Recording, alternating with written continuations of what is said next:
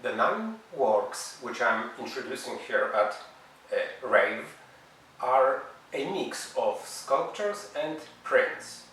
That pretty much describes my practice. Some of my works are sculptures and some are prints.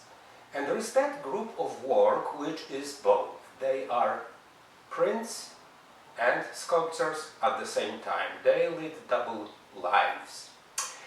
There are works that start as sculptural objects, but when I photograph them well, I bring them to a state of extra refinement.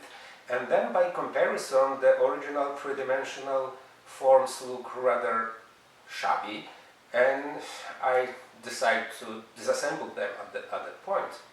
Other contraptions are so fragile, so ephemeral by their nature that I have to photograph them rather fast before they start collapsing and dissolving. And in this case, once again, a print is the only option. It is the only evidence of the concept and the process and the project in general. Most of the time, I come up with my ideas in the middle of night, somewhere around 3 a.m. when I'm on the verge of being asleep but not completely there. The brainstorming produces a more or less formed ideas, objects which are already transformed, briefly flash in front of my mind's eye. I remember them in the morning, make a record, give them quarantine, and if they still have legs after a waiting period, then I turn them into artworks. For my works, I use everyday relatable objects. Sometimes it is food.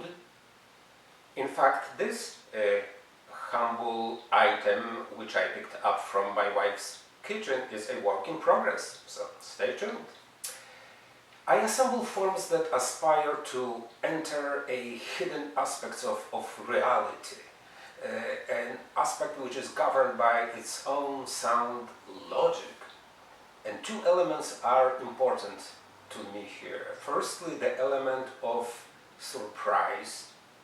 Secondly, the element of humor. I believe there is not enough humor in art in general. In fact, there is not enough magic in art, so I'm after these 3. I certainly hope that you experience a touch of magic while checking out my artwork, and I thank you for it.